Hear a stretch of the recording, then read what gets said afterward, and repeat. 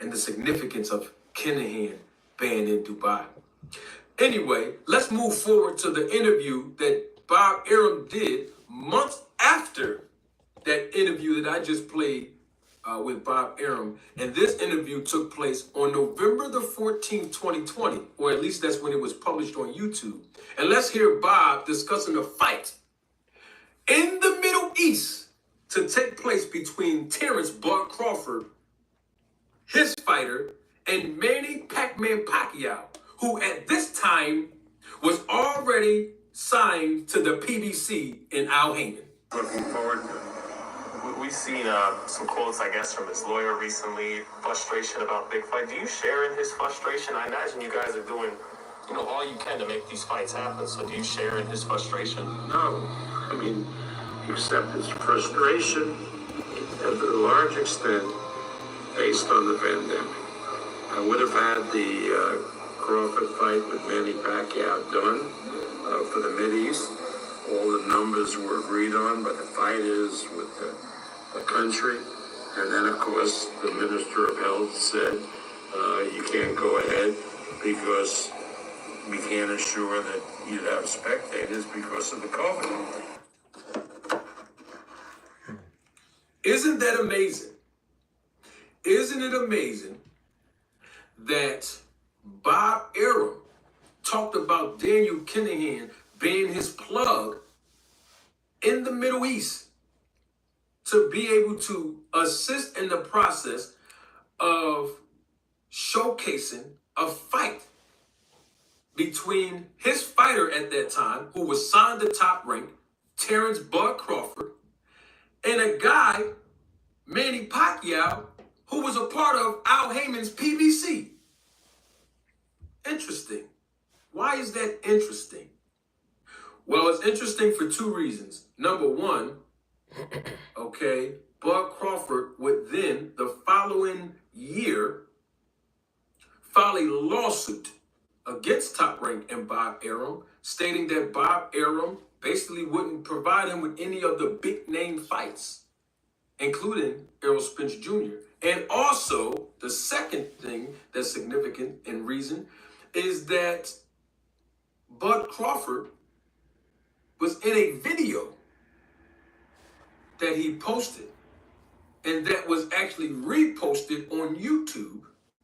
And that's why I said to you a few minutes ago, keep the location and name Dubai in your psyche, because here is a picture. This is just a still photo of Bud Crawford being in a live recording with him recording himself in this particular picture in Dubai, the Middle East.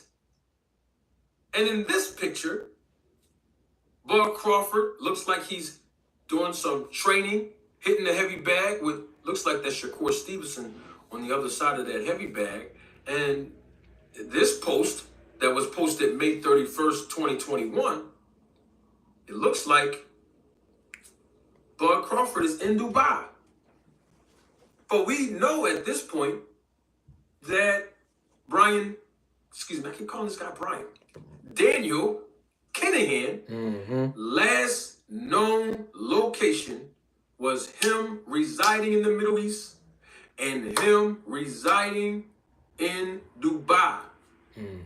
We heard what Bob Arum talked about, him being the plug in the Middle East. Well, it's Terence "Bud" Crawford. He's out there in the Middle East. Moving right along. Don't take my word for it. I mean, it's a possibility that Daniel Kinahan was advising Bud Crawford. Here's a report, September 9th, 2021. This is literally 4 months after the picture that I just posted on that video that Bud Crawford did in the Middle East in Dubai, where it says that Daniel Kinahan is advising Bud Crawford. And this is according to Alan Dawson. And Alan Dawson basically got his information from a reporter in the Mirror of Ireland publication named John Hand, who is a crime journalist and who has been reporting on Daniel Kinahan 4 years. Now, Bud Crawford also had a stablemate at one point in time in him being promoted by Top Rank. Of course, Shakur Stevenson is one, but the other one was Jamel Herring. And in this report, we see that Jamel Herring's name was mentioned in this report, that he was being advised by Daniel Kinahan. Now, somebody might say, well, Marty, these are just like reports. You can't just go by what you read. And you know what? I agree. Let me put up another report, because this report has similar significance. That on January the 12th, 2022, according to RingTV.com, they reported that Bud Crawford was suing Top Rank and Bob Arum for racial bias. Well, what's the significance of that? The significance of that is the next day, on January the 13th, 2022, the Sun World reported that Bob Arum was being sued by Bud Crawford, who's being advised by my boss, Daniel Kinahan, right? Interesting. Now, once again, someone can say, Manager Marty, you can't go by all the reports that you read, because some things can be taken out of context and you can misinterpret what you're reading. I mean, I agree to some extent to that. But let's go by words that we hear. So we see what we've read in the reports with our eyes. Let's go by some words that we need to hear to confirm all of these reports that Daniel Kinahan has not only been advising a stablemate, Jamel Herring, but it's possible that he's also been advising Terence Bud Crawford, the same guy who Al Heyman asked Terence Bud Crawford about. Let's go by what we hear from Bob Arum. And let's hear what Bob Arum has to actually say about the relationship between Daniel Kinahan and Terence Bud Crawford. And this was 6 weeks ago, and they haven't. So I don't know whether the case is going forward or is not going forward. Right now, as far as I'm concerned, there's no case. I mean, no case from the. I'm not giving you an opinion on the merits of the case. I'm just saying there is no case because nothing's been filed. Right. And Top Rank was unwilling to settle anything outside of court. You guys wanted to go the legal route. Well, they hit us with the lawsuit before they asked us to sit down and see if we could settle. My feeling is that this lawsuit was really dreamed up by Kinahan and his people, because Crawford indeed had sent us an email saying that he and Kinahan were partners. This is before the Porter fight. Oh, that's interesting. I think we've heard enough. Ladies and gentlemen, members of the jury, members of the Roll the Tape film crew, welcome to another edition, another episode of Roll the Tape Podcast with Manager Marty. I'm your host, Manager Marty. We have several things that I want to talk about today very quickly. If you're just joining us live in living color, I want to say double salute to you and welcome. If you're watching a replay of this live, double salute to you and welcome. Now, double salute to my guy, Andre Noble. Thank you for the super chat, and I appreciate your contributions and your support to the channel. Andre Noble says in the super chat, for the cook. You know we have to air fry, so thank you, Andre Noble. That was the first and definitely not the last super chat that we're going to receive in this live broadcast. Also, I think there's some kind of new thing that YouTube is rolling out. This is my first time doing a live through YouTube in 2025. And so there's a jewel button or some kind of jewel or some kind of diamond icon that I guess you can press to contribute to the channel. I don't know how it works. I've been trying to read up on it. But any contribution that you all provide today is greatly appreciated. The Cash App is $Manager Marty. All right, enough with the hugs, handshakes, and Valentine's Day cards. Now, we all just heard a video that I published literally when I first got on YouTube in November of 2022, right? That's what I was playing right now. All right? And so the significance of that video was talking about how Daniel Kinahan, a man that we know of here in 2025, we haven't heard any reports to say the contrary, but back then in 2022, he was wanted. He was a fugitive by law enforcement. Obviously, he was traveling internationally from America to the Middle East, including Dubai, and he was advising fighters like Jamel Herring and even some of your favorite fighters. Some of you, the one that's watching me now, y'all, some of y'all favorite fighter, Terence Crawford. And you just heard Bob Arum confirm that from an interview that I went back and did my research on in 2021, where Bob Arum claimed that Terence Crawford sent him an email stating that he is now partners with Daniel Kinahan. And if you don't know anything about him, you have to go do your research, okay? Because I don't have enough. It's a lot. It's a lot. Now, I don't want to, for the scope of this live, I just want to make sure that I get everything we're going to talk about today and crunch that into this live. But Daniel Kinahan also was the advisor to Tyson Fury. Help him secure that deal with them gloves he be wearing. I'm going to leave that alone.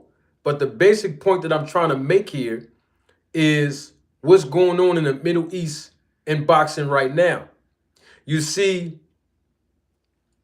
when you go and look at the history of boxing in the Middle East, you know, the Middle East have always tried to use boxing as a form of entertainment to bring more awareness to their country, to entertain guests, tourists, and even their own residents.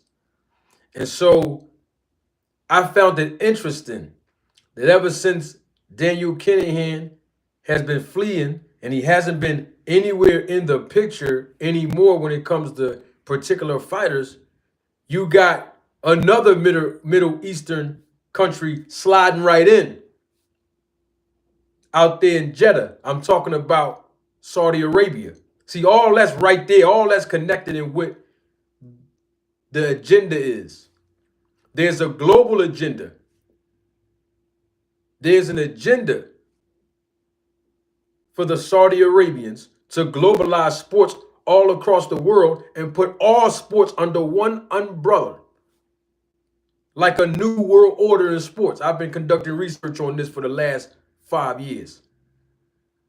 But what I'm trying to get at is we've been hearing names like Daniel Kinahan representing the Saudis, right?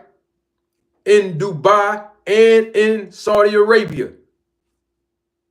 And he's represented Tyson Fury, Jamel Herring, and even Terence Crawford as their quote-unquote advisor. Now, some of you that's watching me live in living color and the replay of this live, you might be asking me, well, what does Terence Crawford have to do with any of this? A lot. I'm going to break it down this way real quick. Terence Crawford was signed to Top Rank, right? I already played it. I'll roll the tape and play it again for some of y'all that just came in, right? Double salute to my homegirl, Ty, and All Things. They're members of the channels, supervisors of the Roll the Tape film crew. Double salute to my guy, Band Up. He's also a member of the channel, supervisor of the Roll the Tape film crew.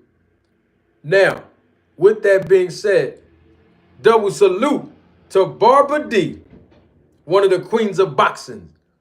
She's also a member of the channel, supervisor of the Roller Tape film crew. Good to see you again, Barbara D, Ty, All Things, and even Band Up. Appreciate y'all being members of the channel. Now, if you recall, and I will play it, because some of y'all that's new to my platform, new to the channel, new to the Roller Tape family, y'all might not have been here when I published a video dissecting the words of Terence Crawford when he went on IG Live for about an hour and a half. Y'all remember that? When he was talking about the negotiations between him and Errol Spence and how they broke down and what happened behind the scenes. And then he announced his fight with David Evanesian. This is months before he fought David Evanesian in late December of 2022. I think it was early December, well, the middle of December, December 10th or December 13th. But the point that I'm making is Al Heyman asked Terence Crawford a question. I'll roll the tape because I did a video on all of this. Go back to my content. You don't believe that video. November 1st or 2nd of 2022. I had just started my YouTube channel the month prior. See how I break that down, right? But anyway, Al Heyman asked Terence Crawford a question about a particular person. He said, I'm hearing that you're managed by or advised by a member of your team, Daniel Kinahan. Now, Terence Crawford didn't say his name, but I knew exactly who he was talking about because I've conducted research on this. The connection between the Saudis and boxing here in America and the American boxers and the agenda. I spoke on that. Now, with that being said, Terence Crawford told Al Heyman, I don't work with that guy. That guy's not a part of my camp. That guy's not a part of my team. He was talking about Daniel Kinahan. See, I'm ready to tie all this in because a lot of people are giving all of this praise to Turki Alalshikh. Okay? Turki Alalshikh is not a promoter. Turki Alalshikh is just a governor over there in Saudi Arabia. All he is doing is playing with the house money. That's all he's doing. He's in charge of bringing entertainment value to the country. Everybody like taking pictures with him and all that because they say, oh, he loved boxing so much, right? And I'm not saying he doesn't. I think he does, love boxing. But there's a bigger agenda to all of this. And I want to point something out since we talking about Turki Alalshikh, right? How come we never have a lot of black American fighters be the A side over there in Saudi Arabia? Y'all notice that?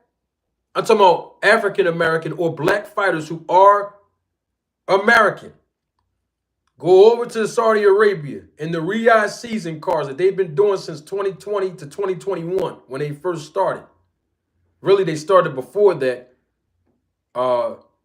when Ruiz fought Anthony Joshua. But the point is, how come they don't have a lot of black fighters from America headlining them cards out there? I'm just asking a question. Don't African-American fighters dominate the sport of boxing? I'm talking about it's an activity that is being displayed by predominantly African-American athletes. What about women's boxing? What about women's boxing? I'm talking about out there in Saudi Arabia. When they go and headline a women's card out there. No, I'm only asking because people keep saying Turki Alalshikh is the man. Turki Alalshikh love boxing. He just want to be entertained by boxing. The man love boxing so much. So I'm just asking a question. Okay, I'm going to go further then, since some people don't understand the answer to that question. How come Turki Alalshikh did the show with Terence Crawford being the headline, a black American, in LA? Why Terence Crawford couldn't fight Madrimov in Saudi Arabia? I'm just asking a question because Madrimov been on a card in Saudi Arabia before he fought Terence Crawford. Go do your research. So I'm just trying to figure out if Madrimov was already introduced to the Saudi Arabian audience. Why not have Terence Crawford be the headline world title championship fight, first time at 154, against Madrimov over there in Saudi Arabia? I'm just asking the question. Now, somebody might say, well, Manager Marty, well, I was going to bring up another point, but somebody in my chat just said it makes sense from a business standpoint. How? You know how much money they lost doing a show in LA for 6 or 7 hours? I'm going to leave that alone.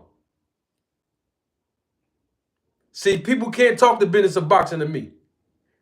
I'll get to that point in a minute, but hold on for a second. I want to point something out.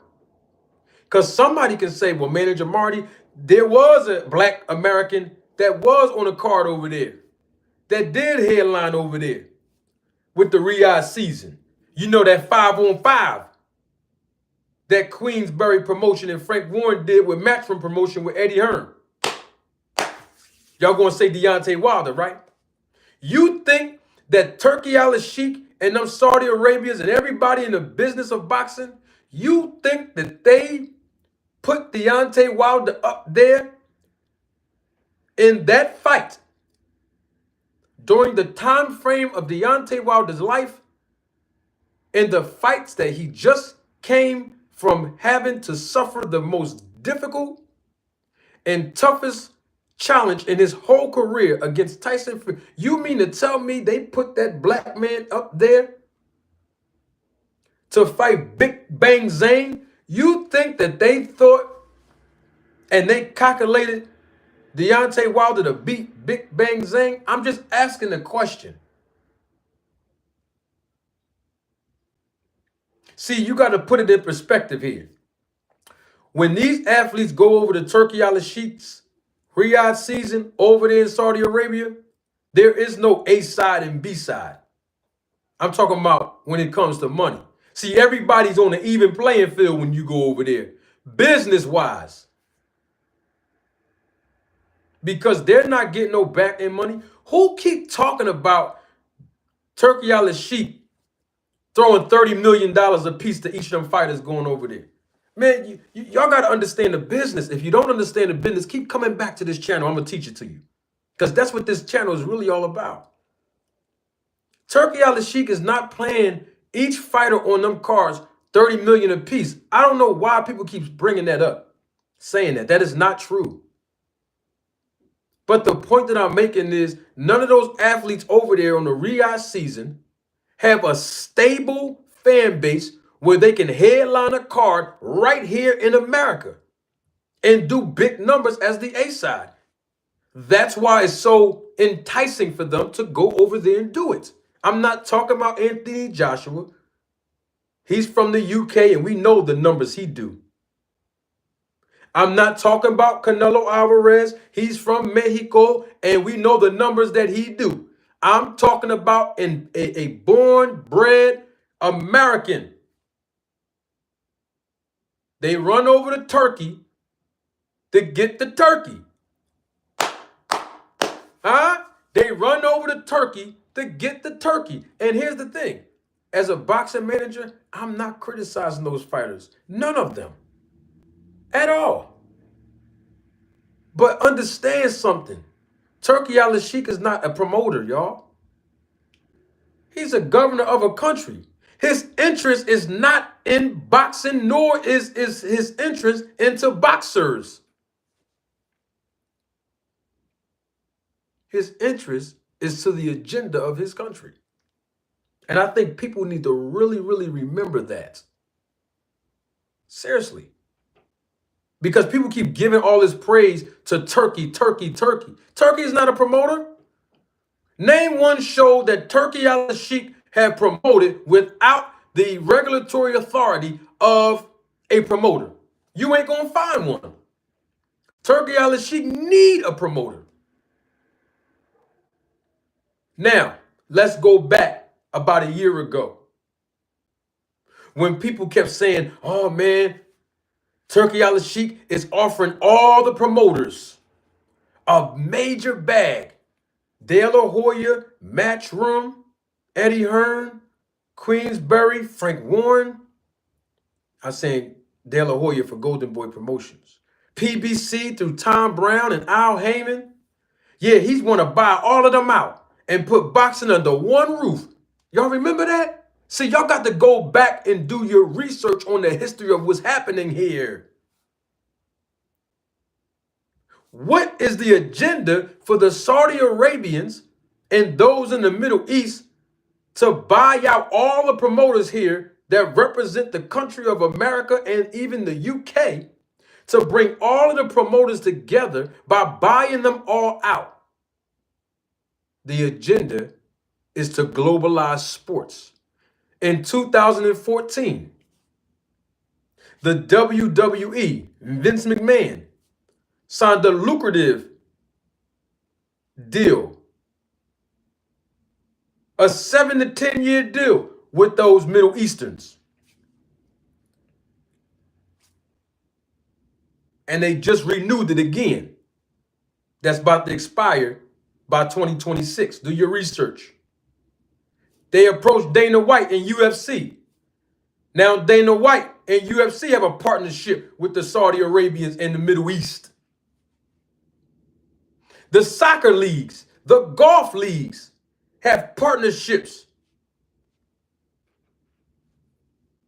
Saudi Arabia and the Middle East. See, the agenda is to monopolize sports and make it a one world sports government. And the regulatory authority will be in Saudi Arabia in the Middle East. And I have to educate you all on this. When you see these athletes like Anthony Joshua, Dubois, Tyson Fury, do you think that the Saudi Arabians over there in the Middle East have a commission? I'm just asking a question. Who is the authority? Who is the regulatory authority that sanctioned these bouts in Saudi Arabia if they don't have a commission? Whoo! You ain't gonna find this nowhere else. That's why I'm glad y'all here this morning. Huh? Who controls the drug testing? If Devin Haney flew to the UK, and as soon as they claim he got off the plane, he took a test through VADA. Well, who was the regulatory authority? I'm just asking a question. Okay. Double salute to my guy Lump. I see him. He's here. Huh? Saudi Arabia don't have their own boxing commission. If they do, somebody in the chat put it in the chat so we can look it up. Hey, I've been doing research on this for 5 years, so you ain't gonna find it.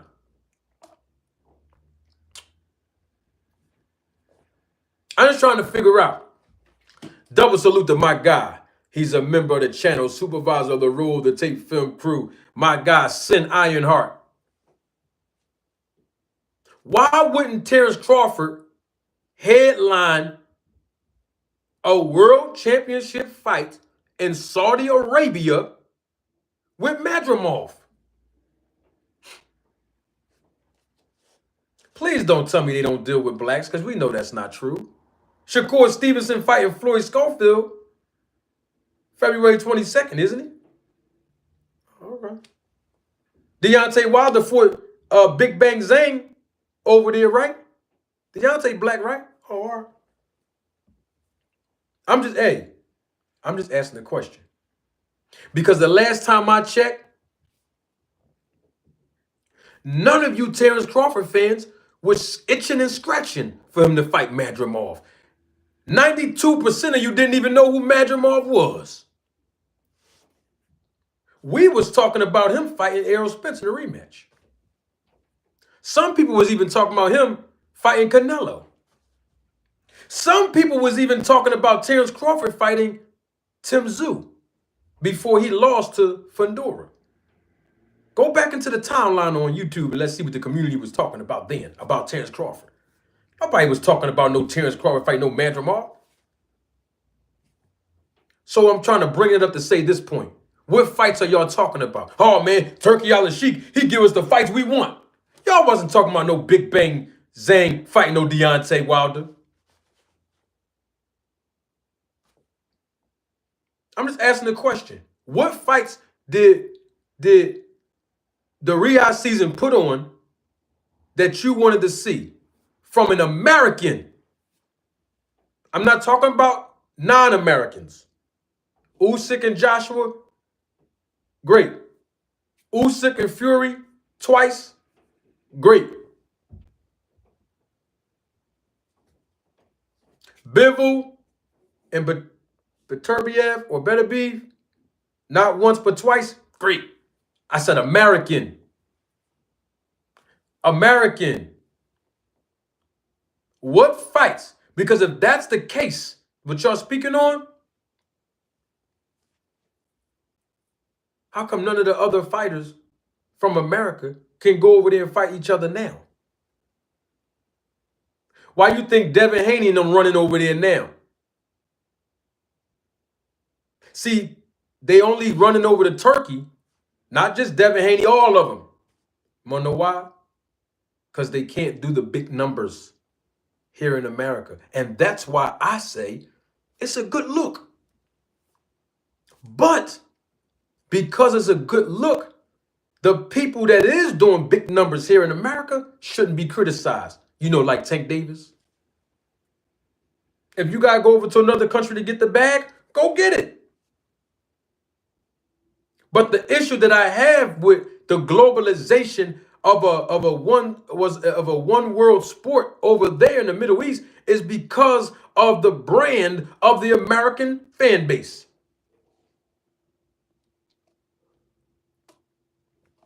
Listen, we already know how it is here in America.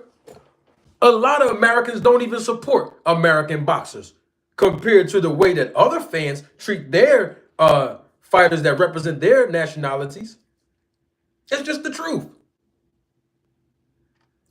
Most Americans who don't want to pay for a pay-per-view, they'll stream. Listen, they'll fire stick it free of charge and commit piracy. Now, somebody gonna say, well, how is that hurting the brand of an American fighter who keeps going over to Saudi Arabia and entertaining them? You want to know why? And let me take my glasses off so I can hear myself say this part. Because you are an American fan of these American boxers, and you won't even jump on a plane and buy a ticket and go to Saudi Arabia to see your favorite fighter compete live. That's the point that I'm getting at. So if a fighter got to go over there and get that bag, go get it. But the thing is, if it's not going to help you cross market when you come back home to America, that's all you're going to get out of it. Your reward is the purse, the money. That's it. So the agenda over there, see, that's why I played some of y'all late, and that's okay. When y'all go back and watch the replay of this live when it's go off so y'all can see what happened in the beginning of this. That's why I played the connection between Bob Arum and Daniel Kinahan.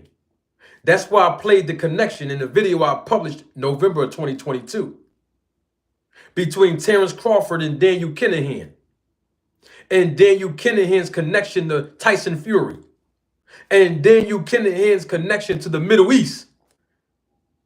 See, this is not something that the Middle Eastern community and country just started making up.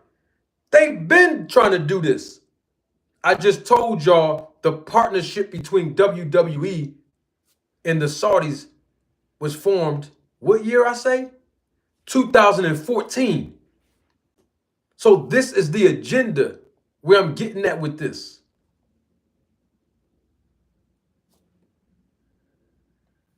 See, there's nothing that the guy in my chat can say. The guy, and I'm not going to say his name. Y'all in the chat, y'all see him. Every time I publish a video or go live, he got something negative to say.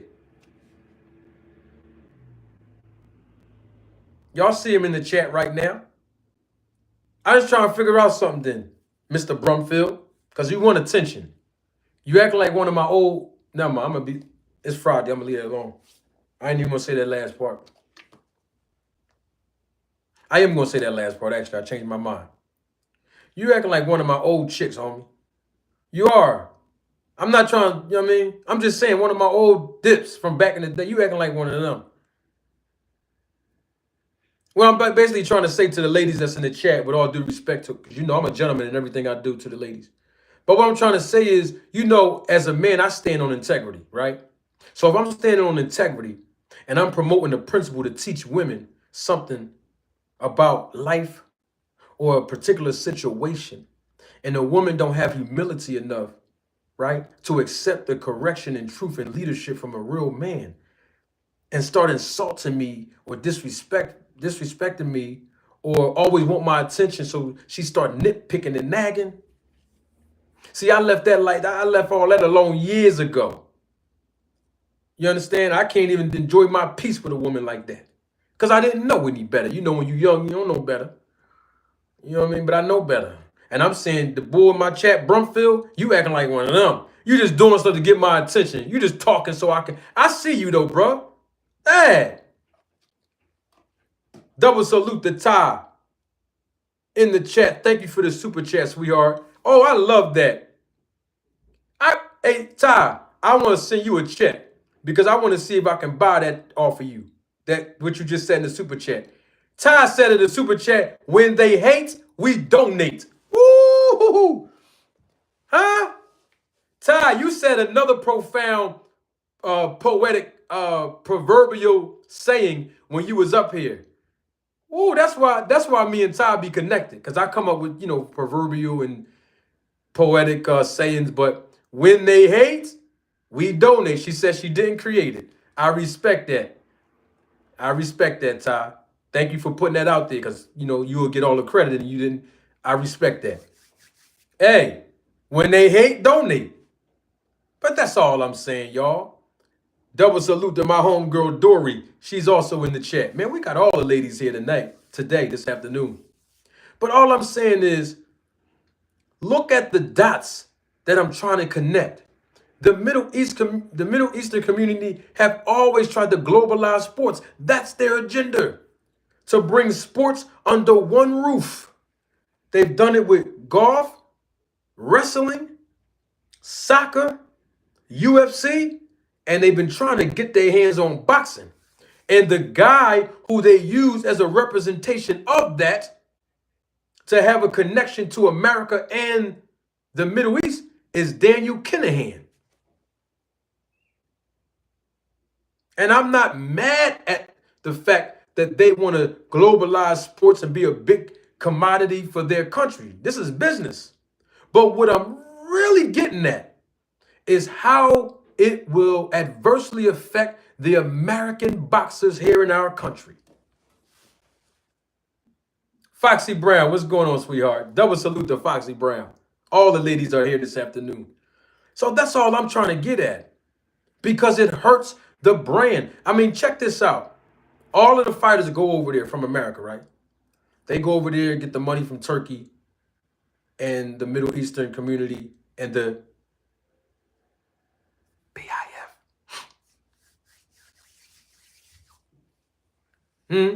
Y'all heard what I just said? I'm going to leave that alone. No, I ain't going to leave it alone, because that's really where I'm getting at, honestly. Y'all know what I'm talking about, right?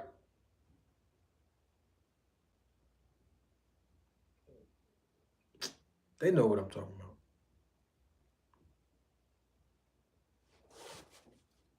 BIF. That's what I'm talking about. See, they've already been accused of that sport washing. I said BIF. They already been accused of that. The Public Investment Fund, for some of y'all that... See, I've been doing research on this for 5 years. Go back and look at the video I put up back in 2022, a month after I started even publishing videos on YouTube. It's on my channel. When I connected the dots of Daniel Kinahan, Terence Crawford, Bob Arum, and them. Go look at it. And matter of fact, I played a clip of it just at the beginning of this live. So now what they got to do, what we talking about now? Everything.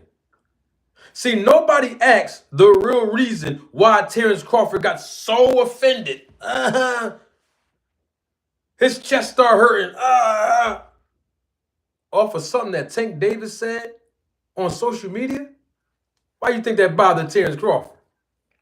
What, he speaking up for the whole entire boxing community now that go over there and do business with Turkey and them? Since when do people accept Terence Crawford as being the spokesman for boxers? When? Because my thing is, if he is the spokesman for boxing, if he is the spokesman for boxers, I got a question on that. Why do the boxers, this for Terence Crawford, if he is the spokesperson for, all the boxers, you know what I mean? I just want to ask one question. Why do boxers allow Victor Conte, including you, Terence Crawford, a man who's not board certified, not qualified, not licensed to practice medicine, nor is he a doctor, no matter how many times he used to wear a lab coat? Why do y'all allow him to extract blood from you, or get a doctor or phlebotomist to extract blood from you, test your blood, then based on the results, give you recommendations, give you supplements and other things, like you said, Terence Crawford, and even diagnose you? And then on top of that, use a doctor, an orthopedic surgeon from California, and I know exactly who he is, and I'm waiting for him to respond to my emails. But anyway, get him to inject the athletes with something. Oh, testosterone. I know, a banned substance. I know. Yeah, inject you with the test. Right, that. And then get the, the therapeutic use exemption through VADA. Yeah, that. Because that's what Victor Conte said. Why do y'all allow him to do this? That's for Terence Crawford, or a fan of Terence Crawford, if y'all believe that he is a spokesperson for, speaking up for all the boxers, that go over there to Turkey. And I'm just trying to figure out why. I figured I'd ask Zacchaeus. Hey, Foxy Brown, I figured I'd ask. Hey, Yo G, I figured I'd ask. You know what I mean? Hey, Band Up, Barbara D, all things. I figured I'd ask, if he's the spokesperson. But I'm trying to figure out, why did that, hey, Steve, why did that strike a nerve with Terence Crawford? Tank Davis didn't put his name in that tweet. He didn't put no boxer's name in that tweet. Now, the reason why I'm asking that question of why did it strike Terence Crawford's nerve is because Terence Crawford didn't even fight in Saudi Arabia. Huh? When Terence Crawford fought in the Riyadh season promotion, didn't he fight in LA? Hold on for a minute. Let's talk about it now. We're going to get to Errol Spence and all that in a minute. But I'm just trying to figure out, didn't Terence Crawford compete in America for the Riyadh season promotion? So then why would Terence Crawford take offense at fighters going over there to Turki Alalshikh in Saudi Arabia when he haven't himself gone over there to compete professionally? I'm just asking the question, y'all. Huh? Double salute to the guy that keep being unfavorable in my chat. Jay Brumfield, what's going on, my brother? Jay Brumfield, thank you for your contribution and your support to the channel. Jay says in the super chat, he said, you criticize Bill for everything he does. I want to know who you manage, for I can compare notes. Who are your fighters? Well, Mr. Brumfield, since you want to speak for Bill Haney, go ask Bill Haney the question I just asked Terence Crawford, because he took his son over to Victor. Go ask him that. Go ask Bill Haney, why did he insult me and call me a manager at Walmart and a manager at Target? Go ask Bill Haney that. Go ask Bill Haney, why do he keep jumping on platform after platform after platform, lying and being dishonest? Go ask Bill Haney that. Ask Bill Haney why a fight happened between his son and Ryan Garcia, and when the fight was done, they ran out the back door and didn't stand face to face with the media at the post-fight press conference. Okay, you don't want to do that? Go ask Bill Haney why he keeps screaming, Vada, Vada, Vada. Ask him who's putting him up to that.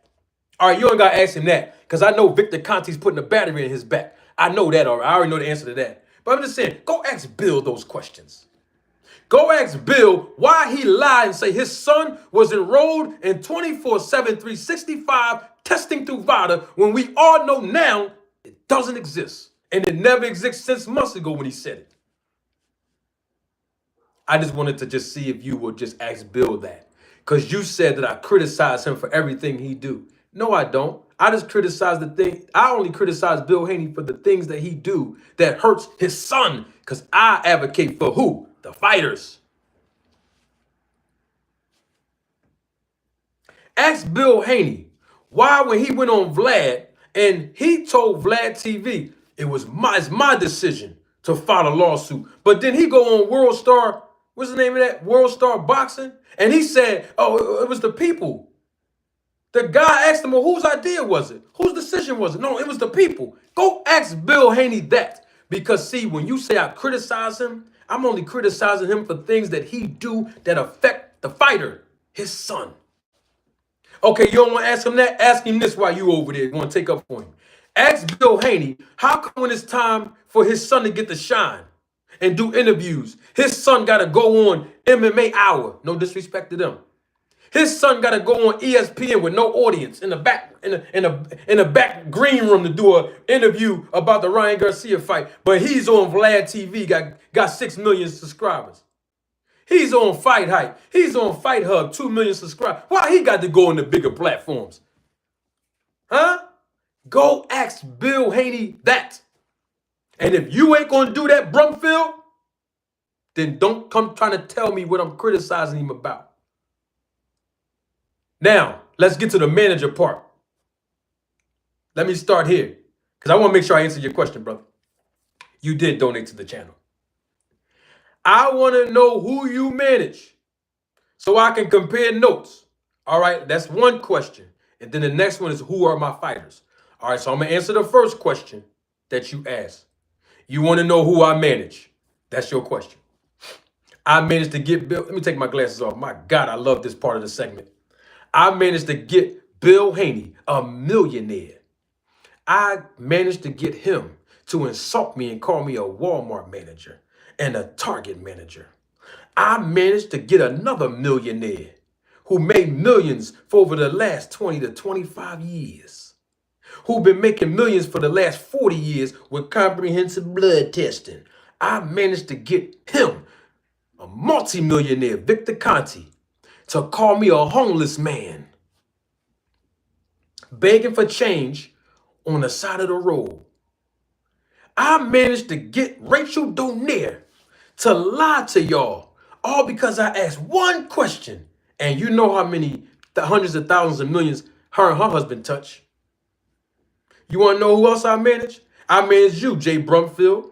After all the unfavorable things that you say about me and the insults and disrespect you give me, I managed to get, how much he donated today? $5. I managed to get you, a guy that don't like me, to give me money, to support this channel. You want to know who else I manage? Because the list is very long. I managed to get Terence Crawford to understand the mindset of being a businessman and go get representation to secure the biggest fight of his life and his career, monetarily speaking, against Errol Spence. And guess what? He did that. You want me to continue? Oh, by the way, Terence Crawford's a millionaire too, right? You were still, all right. I managed to get YouTubers, content creators, to lie and say they didn't ask me to take a picture with me when they first saw me. I managed to get content creators to insult me and call me the water boy and Janitor Farty. All these guys is big time on YouTube. Huh? I managed to get all this hate for what? Because I ask questions and speak on truth. That's who I manage. You want to know who else I manage? I can go. Hey, the list is long, brother. Hey, Jay, the list is long. The list is, I manage a lot of people. Hey, list is long. Now to your second question. Who are my fighters?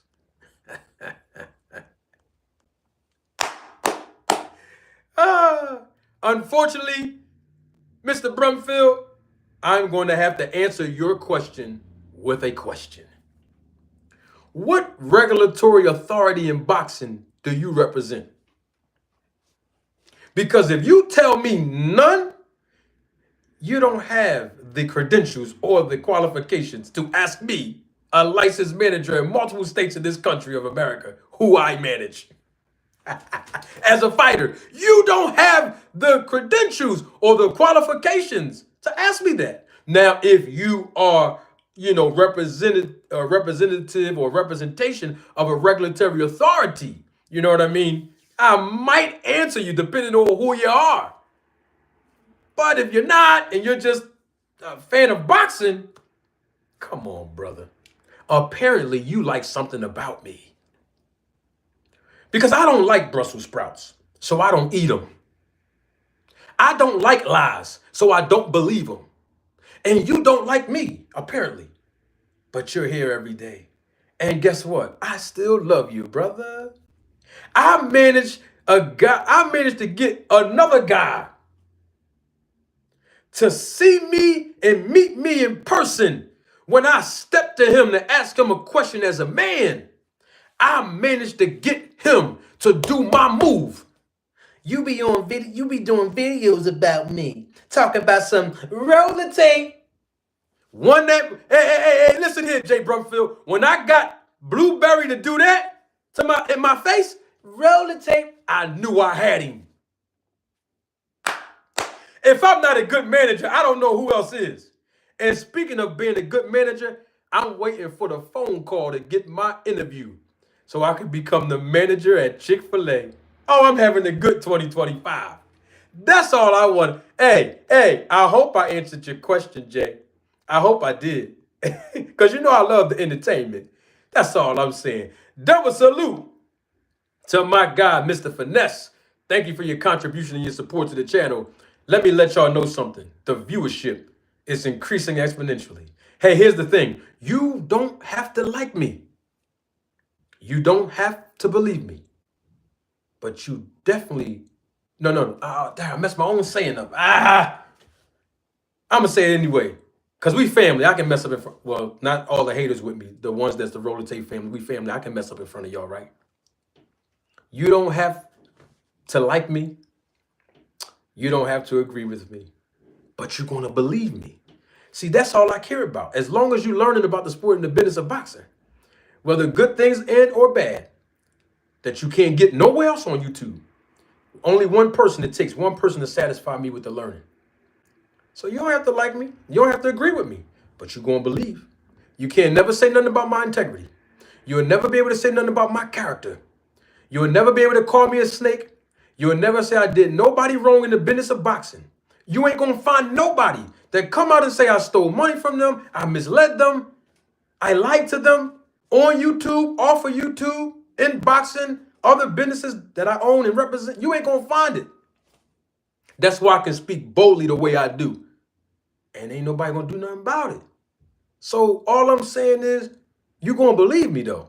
And you can ask anybody that met me through YouTube, that met me in person and spent time with me, whether it be on a phone call or in person, out and about.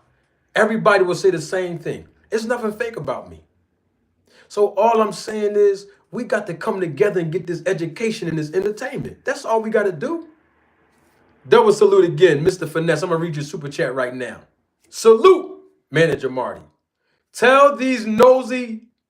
I don't like talking like this, but I am because it's Mr. Finesse. Tell these nosy D riders to roll the tape. They are mad that you play the words out the horse's mouth. Keep up the good education on boxing. Mr. Finesse, I appreciate you for that, brother. And yes, I do play the words of the horse's mouth. And that's all I usually, here's the thing, Mr. Finesse. How come people still haven't figured out my tactic? It's very simple. That's the only strategy I use. All right, I use other tactics after that. But in the course of my investigation and research, I use the same tactic and strategy. Why y'all can't beat me? You're going to get mad, but you can't do nothing about it. Check this out, right? Tell y'all a quick story. Let me get to the other super chats real quick. I see you cooking with Frank. I have a friend of mine, right? We've been friends since we've been friends for like 30-something years, right? We grew up together, same projects, high-rise building, the whole nine in Philly, right? And they came out with a game called Madden. Y'all remember Madden in the late 90s, early 2000s? And of course, now they still have Madden, the football game, Madden. And every year the game came out, you know, his mom and his dad would buy him the game. My mom, she couldn't afford it. So we would all go over his house, you know what I mean? His house was like the neighborhood house for all of his friends, and I was one of his best friends. But anyway, I would go over the house. We would play Madden, right? And he would run. It was like I would get him on third down, right? He was about to turn over on downs, right? And every third down, he would do the same play. This same exact play. And he used to make me mad. Same strategy. Make me mad. And I would turn to him and say, remember, we teenagers, we kids. Yo, man, you corny, man, you whack. Yo, you keep using the same play. You keep running the same play. On third down, you can't do nothing with me. On third down, you can't. And he looked at me, all calm. And he says, you can't stop it. When you learn how to stop the play, then I'm going to stop using it. But you can't stop it. And so I had to learn how to stop getting mad on third downs because I couldn't stop the play on defense. He kept running the same play over and over again, and I couldn't stop it. And it incensed me. It made me angry. He can't run that same play on me now. I haven't played Madden in like maybe 2 years, but the bottom line is where I'm getting at is that's what's happening now in life today. You know, everything is full circle, right? I'm running the same play, Ty, Supreme Cam. I'm running the same play. Pimper to C365. I'm running the same play. Double salute to him. Lucky McKinnell's, my friend, my brother. And they get mad. They can't stop it. I'm going to keep running the same play. Because I know they can't stop it. And guess what the play is? All I'm doing is replaying the words that they say. There's nothing they can do because they already said it. See, that's the whole thing. And I'm not even pulling up new information.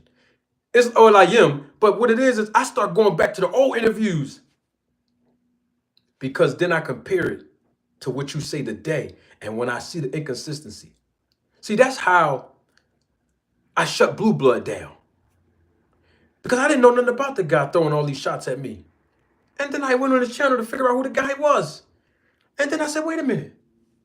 I'm looking and listening to certain things that he say that, I'm going through his content and see what kind of guy he is. He's throwing shots at me and everything for no reason. That's how all the beef started, right?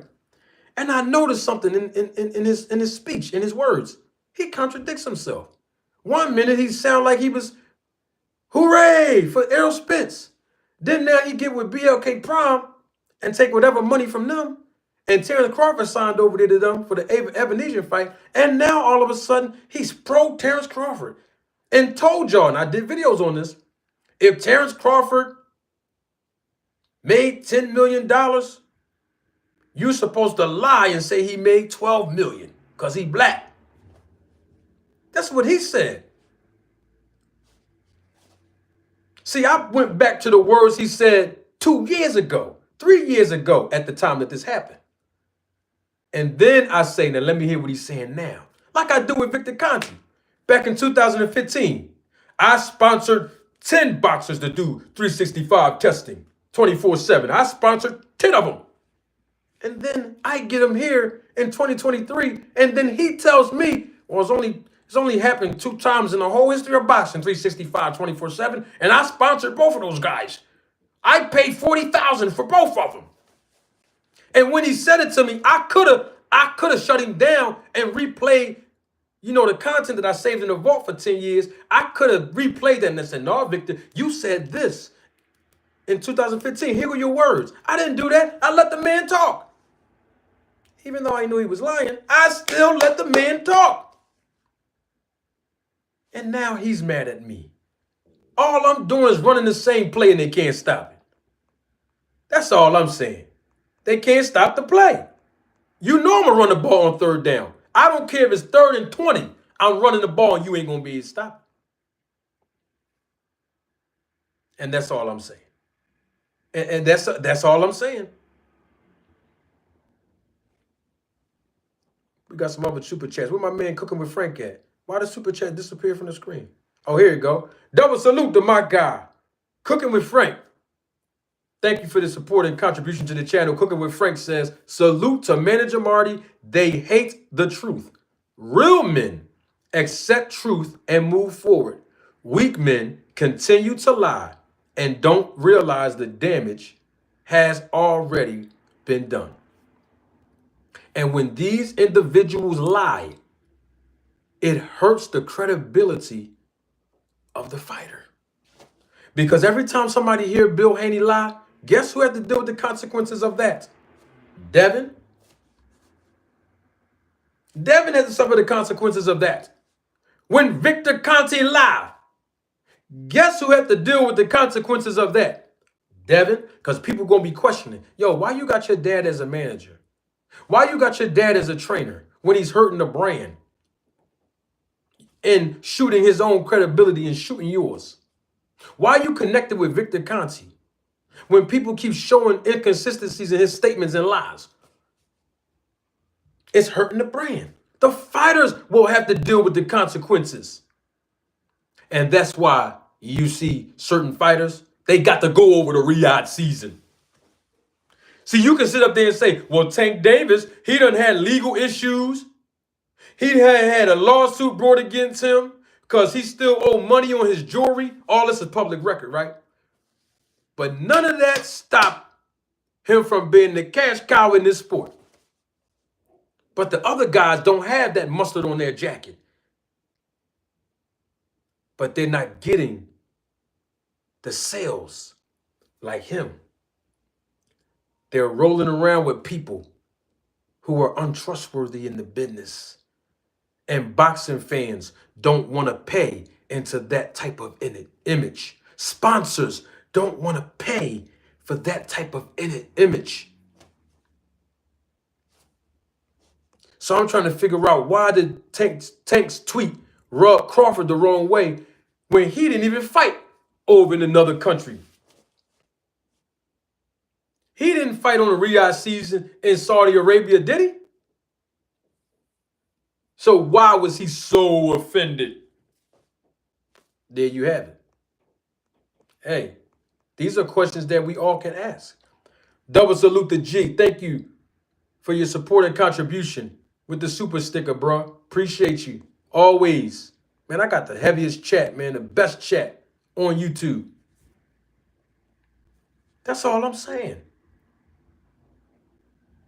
You see, when people start going against the grain and becoming trailblazers of truth and start exposing things and start putting things into proper perspective, they become a target of insults. I've been a target of insults since I got here.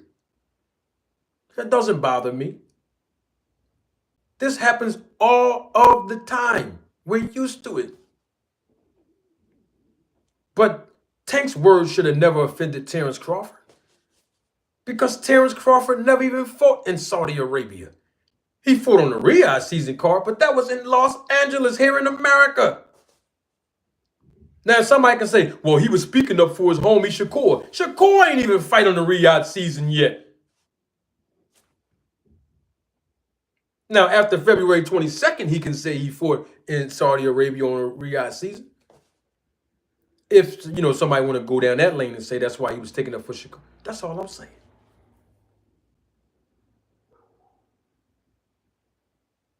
Now, Terence Crawford said that he makes more money than Tank Davis. Right? He called Tank Davis a dumb rich man. He said he got a lot of investments, right? And I'm glad for Terence Crawford with his investments and everything. But I'm just trying to figure out, when Victor Conte was here, I asked him, why do the fighters be calling you, bro? They already good. They already undefeated, most of them. Some of them want to be a world champion, and they do accomplish that feat and go when they with you. But some of them already have a title, like Terence Crawford. So I'm trying to figure out what they call you for. And guess what? Victor told me, well, he gave me 3 different answers, but one of the answers he gave me was for money. I can roll the tape back if y'all don't believe. He said, don't you like money, Marty? I give them money. I offer them sponsorship. I give them this. I pay for their hotel stay. I pay. Well, Terence Crawford don't sound like a guy who needs Victor Conte's money. He make more money than the face of boxing, Tank Davis. When he tried to get some of Victor Conte's money through a legitimate sponsorship, well, Victor Conte told me they asked for $50,000. Victor Conte said, whoa, that's too much. Whoa, wait a minute. No, that's too much. I ain't gonna get no fight at no 50,000. See, that's all I'm saying.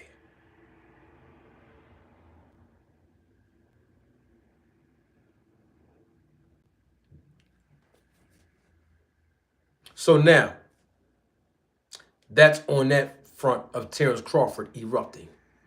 Don't forget about the guy who was pulling strings for the Middle Eastern community, for the Middle Eastern country in Dubai and Saudi Arabia, and in Jeddah.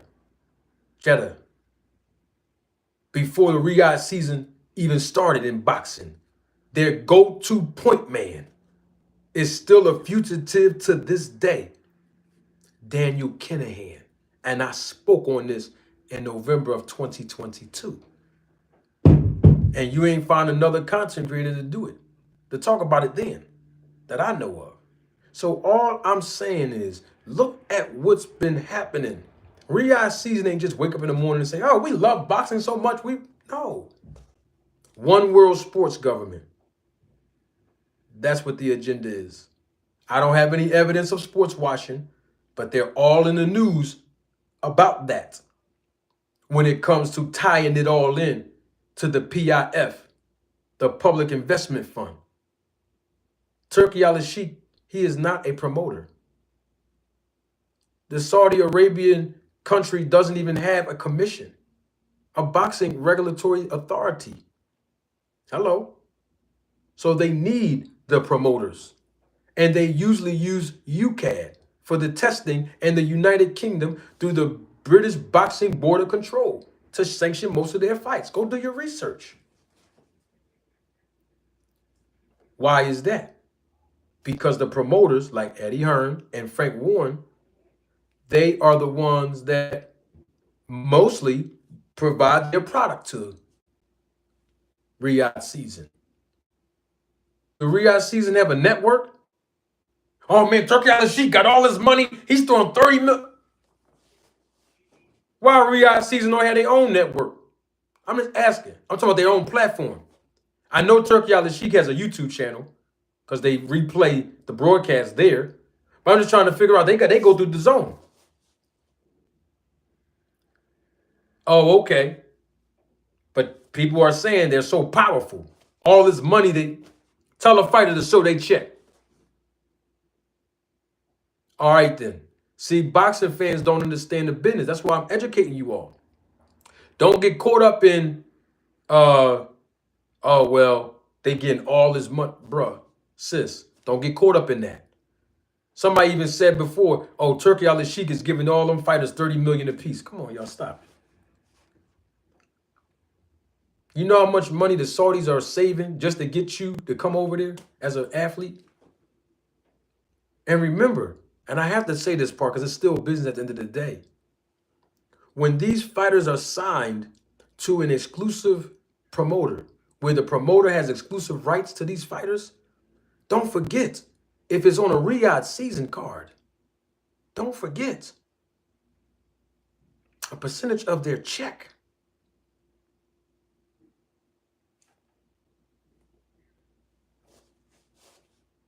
go to the promoter. Trying to teach you the business of boxing. And so a lot of people are hating on Gervonta Tank Davis. He's the face of boxing. He can fight whoever he want to fight and still generate revenue and still make a casual fan buy the pay-per-view and even go travel to the fights. And there's nothing nobody can do about that but salute it and say, I'm not a hater. He's doing good. Tank Davis, and I said this back in November of 2024, and I'm going to say it again, even though a content creator put it in his title, and we're going to address that next week. Tank Davis is the Allen Iverson of boxing. That's just what it is.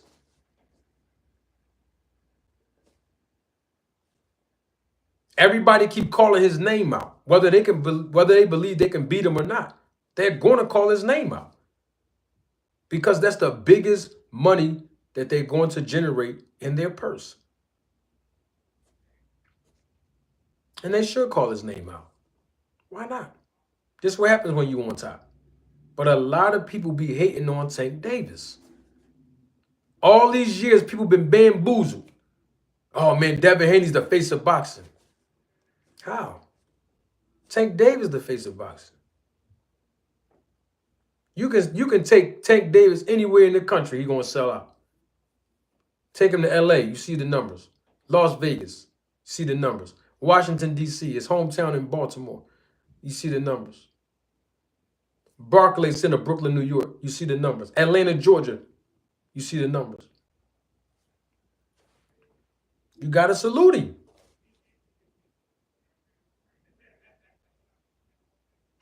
Bomac, I did a video on this a couple weeks ago. Bomac says Tank Davis is easy to beat. This is what Bomac said. Terence Crawford trainer said. Tank Davis easy to beat. Tank Davis is just a 1-2 up and down fighter. He don't got nothing else. Ain't nothing special about Tank. He said, I'm the master trainer in this. I'm a master at this SHIT. That's what Bomac said. Now I got a question on him now. Double salute to my guy, JSir72, member of the channel, supervisor of the Roller Tape Film Crew. Now I got to take my glasses off so I can hear myself say this part. Bomac, you the master? Fine. Tank Davis ain't that good. He's straight up and down. Nothing special about him. Fine. I just want to question you about something though, because you said you're the master as a trainer. You're a master trainer. You're a master at boxing. Why y'all call Victor Conti then? You was already good. In 35 fights, Terence Crawford was undefeated, never lost a fight. So apparently everything y'all was doing in training can't work. Became a world champion in 2 divisions. But before he unified the belts at 147, y'all called Victor Conti. For what? I'm talking to the master trainer. I'm talking to Bomac. I want to ask him this. If you know him, go send this video to him, because I've been waiting for this answer for a year and a half. What you calling for? What Terence Crawford? What y'all calling him for? Why'd y'all call him? Terence Crawford, already undefeated, already a world champion in multiple divisions. What did y'all call him for? You the master trainer. Nothing that you and the training staff was doing obviously was wrong. And even if it was, we couldn't see it because Terence Crawford is so talented. He's that good. And he really is. What y'all call him for? What y'all call Victor Conti for? I'm just asking the question. Did Tank Davis call Victor Conti? Okay. Clarissa Shields. Clarissa Shields said she was better than and more accomplished than Layla Ali. That's what she said. And I got the tape. We can all pull that up. She said Layla Ali was jealous of her. She's the greatest woman of all time in boxing. That's what Clarissa Shields said. Before you leave, Rodney, let me ask Clarissa Shields a question, all right? Don't leave that, Rodney. I want to make sure you get publicized for your contribution, brother. Take my glasses off so I can, hopefully Clarissa can hear this. Why you call Victor Conte, Clarissa? I'm just asking a question. Sweetheart, don't get mad at us. Already a multi-division world champion, unified. Very good Olympian. Served our country very well in the Olympics. I'm just trying to figure out what you call Victor Conte for. For what? Okay. These are just questions hey, listen, y'all. I'm just trying to get these questions answered. That's all. Double salute to my guy, Rodney Day Jr. That's my guy. He's been friends with me for over, man, we probably got like 34 years on the books, Rod. That's my main man, Pots and Pans. My man, Rod. Close friends, 34 years. We grew up together, Rod. You know me very well. You know how I am. So double salute to my guy, Rod. In the super chat, he says, Terence Crawford, I'm out. Shout out to manager Marty. See, he's saying that in the super chat because he thinks this show is about, no, I'm trying to tie in to the real reason why Terence Crawford erupted on social media when he took it personal, Rodney, about that tweet that Tank Davis said. He took that personal when Tank said about the guys got to go over to another country to compete for Turkey. But Tank Davis didn't put Terence Crawford's name in the tweet, and Terence Crawford never even went over to the other country to compete yet on the Riyadh season. He competed here in LA, in America. So I was just trying to figure out what's the connection. Because he was connected to a guy representing the Middle East a couple years ago, the guy Daniel Kinahan. That's why I was asking, bro. I appreciate the super chat, Rod. You know I'm going to call you later. You know I'm definitely going to call you later. You know what I mean? Okay. Errol Spence Jr. Let's hurry up and get him out the way. Errol Spence Jr. apparently is not fighting Sebastian Fundora. Of course, we know it was first talked about that they were going to fight. Originally, don't forget, after Sebastian Fundora beat Tim Tszyu, Errol Spence jumped in the ring. Y'all remember that? Errol Spence jumped in the ring after that fight between Sebastian Fundora and Tim Tszyu. And Spence jumped in the ring.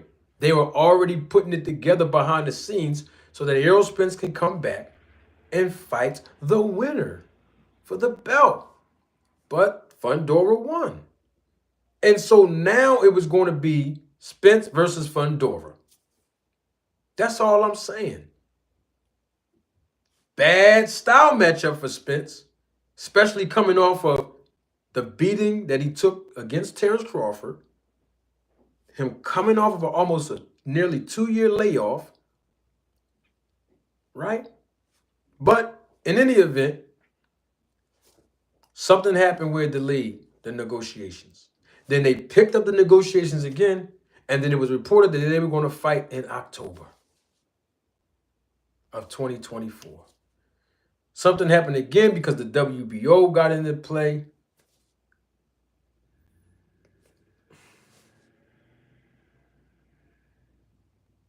WBA got into play.